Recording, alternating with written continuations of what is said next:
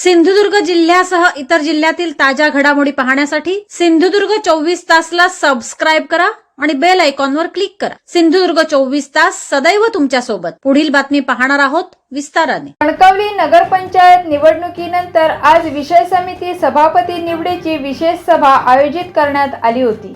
मात्र यावेळी सत्ताधारी गटाचे गटनेते रुपेश नार्वेकर यांनी समित्या नेमण्यात येऊ नये असे निवेदन पीठासन अधिकाऱ्यांकडे दिले। त्यावर भाजप पक्षाचे विरोधी गटनेते नगरसेवकांनी यावर आक्षेप घेत समित्या नेमण्यात याव्यात अशी मागणी केली। यावर पीठासन अधिकारी गौरी पाटील यांनी यावर मतदान घेतले।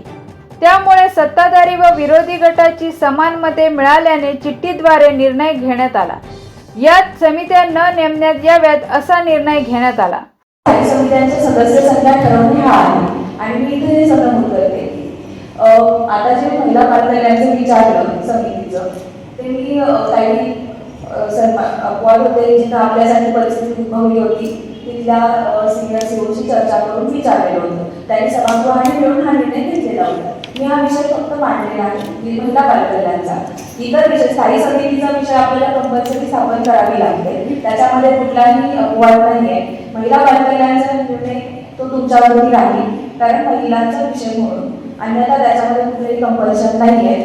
आणि दुसरी गोष्ट, जेव्हा आपण स्थायी समित्यांच्या सदस्य संख्या ठरवू त्याच्यामध्ये जे इतर सदस्य असतील त्यांची निवड कशा पद्धतीनं दोन्ही पक्षांमधून होईल किंवा तोलानी संख्याबळानुसार दोन्ही पक्षांना त्याचे सदस्य दिले जातील आणि त्यानुसार आपण त्याची स्थायी समितीमध्ये सदस्य म्हणजे नेमके कोण असतात ते पण सांगा। सदस्य कोणाला घेता येतं?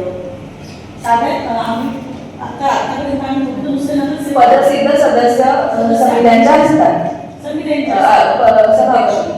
सभापती असतात। आता कोणच सभापती नाही, आम्ही फक्त नगरसेवक सदस्य याविषयी शंका होती की स्थायी समिती स्थापन केली तर फक्त त्याच्यामध्ये अध्यक्ष आणि उपाध्यक्ष हे एक सदस्य राहतील, कारण ही परिस्थिती खूपच आपल्या कणकवलीसाठी पण नवीन आहे आणि आसपास माझ्या भागामध्ये कुठेही नाही आहे। मी आता काही वेळापूर्वी माझ्यामध्ये इनोसंट व्यक्तीने काढायला आहे। या नगराध्यक्ष एवढा इनोसंट भूमिका त्यांनी काय तरी काढायचं।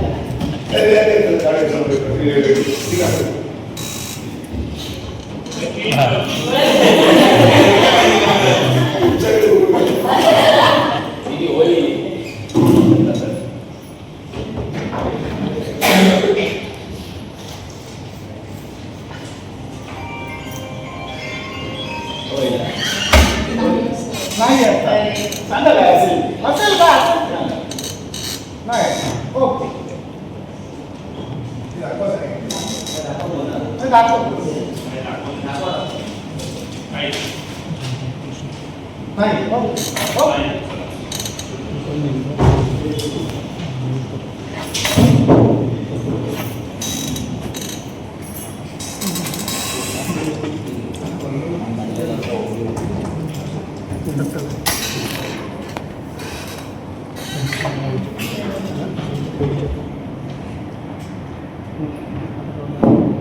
इथे आता आपल्या ह्याच्यामध्ये चिठ्ठ्या काढून जो निर्णय द्यायचा होता त्याच्यामध्ये विशेषरित्या बनवायच्या नाहीत या बाजूला चिठ्ठी आलेली आहे। तर आता त्याच्या पुढची प्रोसिजर मला वाटते आता विषय समित्या नसल्यामुळे पुढची प्रोसिजर काय असावी लागेल त्याचं मी मार्गदर्शन देते। एक 15 मिनिटाचा ब्रेक देते, त्यानंतर पुढची आपली कशी काही गोष्टी करायच्या आहेत किंवा पुढं विषय समित्या स्थायी समितीचं कसं करायचं आहे त्या गोष्टींची कल्पना तुम्हाला 15 मिनिटांमध्ये मिळते। एक 15 मिनिटाचा ब्रेक घेऊन आपण पुढची कारवाई चालू करू।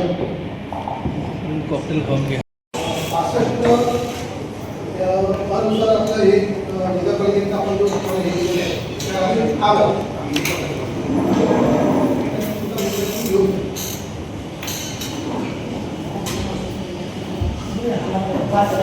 आम्ही पण आमच्या निर्णयावर ठाम आहोत। आम्हाला आमचे 4 जायचे आहेत, 5 आपल्या दोन्ही जे मतप्रवाह आहेत त्याच्यामध्ये आपल्याला काही समित्या घ्यायच्या की नाही याच्यासाठी कुटुंबदान निर्णय घेणं आवश्यक आहे. तर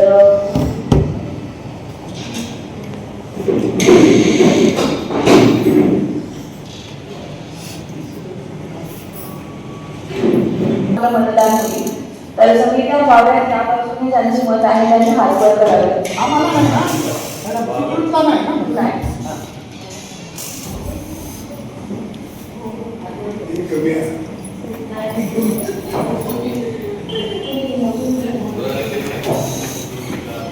नाटक सगळं बाजूला वाहून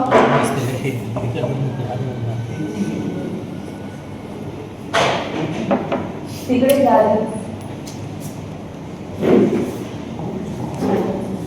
ठीक आहे. समित्या नको आहेत या बाजूने ज्यांचं मत असेल त्यांनी हात वर करायचे.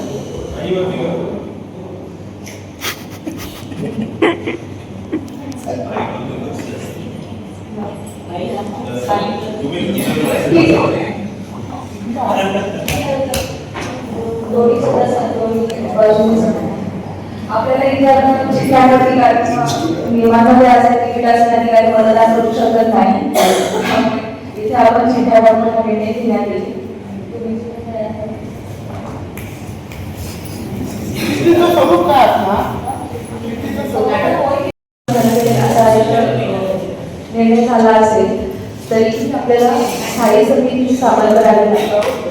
65च्या स्थायी समितीची आपल्या आता जो अजेंडा आहे त्यामुळे अजेंडा हाच होता की स्थायी समितीच्या सदस्यांनी संख्या ठेवली. त्यामुळे आपल्याला त्या पद्धतीने स्थायी समित्यांची संख्या ठेवून आपल्याला सदस्यांमधून ती संख्या अध्यक्ष उपाध्यक्ष त्याचे पदसीचे सदस्य असतील पण जे बाकी निवड होईल तिथे.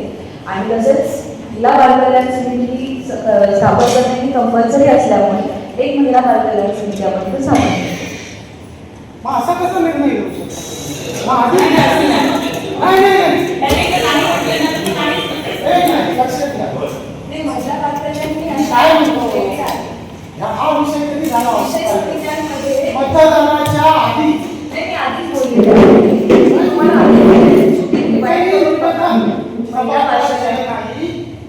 मी परत सांगत होतो. मी तेच सांगत होतो की अजेंडाप्रमाणे काम चालले पण ठीक आहे. तुम्हाला विशेष अधिकार होते विषय समित्या करायच्या की नाही हा निर्णय झालेला आहे. हा वैयक्तिक वादाचा विषय नाही, हा प्रोसिजरचा विषय आहे. आपण सन्माननीय त्या समितीमध्ये आपला सन्मान आहे, रिस्पेक्ट आहे.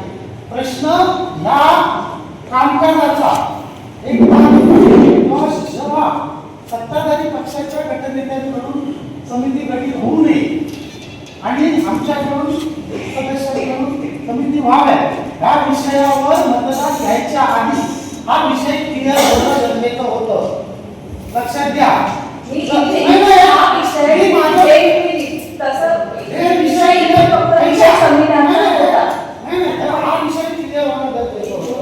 आणि त्यानंतर ही समिती गरजेची आहे, ही सोडून तुम्ही ऐच्छिक करू शकता असं कामकाज चालणं अपेक्षित होतं. तसं मी तुम्हाला ते सांगूनही तुम्ही चालवलं नाही. माझा या गोष्टीला म्हणजे ऑब्जेक्शन आहे की तुम्ही ॲज अ प्रोसिजर प्रमाणे करत नाही. जर सभागृहाचं मन ठरलं की कुठची समिती करायची नाही तर सभागृहाचा तर बहुमान वाढला पाहिजे. आता सभागृहाच्या मतदानानुसार लॉट्स असो किंवा काही असो नाही असं आलं, हा सभागृहाचा अंतिम निर्णय आहे. आणि जर अंतिम निर्णय असेल सभागृहाचा तर एकही समिती गठीत होणार नाही. कारण सभागृहाच्या निर्णया पुढे जर परत तुम्हाला ते करता येत असेल तर ते आम्हाला कशा पद्धतीने तुम्ही करू शकता ते सांगा आणि त्यानंतर प्रक्रिया पार करा. इथे विषय आपण विषय समित्यांचा होता. स्थायी समित्यांचा आपण विषय निर्णयास घेतलेला नाही आणि स्थायी समिती स्थापन करणं हे आवश्यक आहे. मी पहिल्या आधी सांगितलेलं होतं तुम्हाला की विषय समित्यांचा निर्णय झाल्यानंतर पुढची प्रोसिजर आपण पूर्ण करायची आहे म्हणून. याच्यामध्ये कुठेही ॲम्बिग्युइटी किंवा काहीही नव्हतं. विषय समित्यांचा विषय आलेला होता इथे चर्चेमध्ये आणि विषय समित्या स्थापन करायच्या की नाही हा विषय आपण इथे चर्चेमध्ये घेतलेला होता. दुसऱ्या कुठल्याही विषय आपण चर्चेमध्ये घेतलेला नाहीये. विषय समिती कुठलीही स्थापन होणार नाही, याच्यामध्ये कुठलाही बदल होणार नाही. म्हणजे महिला कल्याण सुद्धा होणार नाहीये. महिला महिला बालकल्याण ही विषय समितीमध्ये विशेष बघा जरा, बघा ना, सांगा ना मला. नाही होणार, होतच नाही. सिंधुदुर्ग जिल्ह्यासह इतर जिल्ह्यातील ताज्या घडामोडी पाहण्यासाठी सिंधुदुर्ग 24 तासला सबस्क्राईब करा आणि बेल आयकॉनवर क्लिक करा. सिंधुदुर्ग 24 तास सदैव तुमच्या सोबत.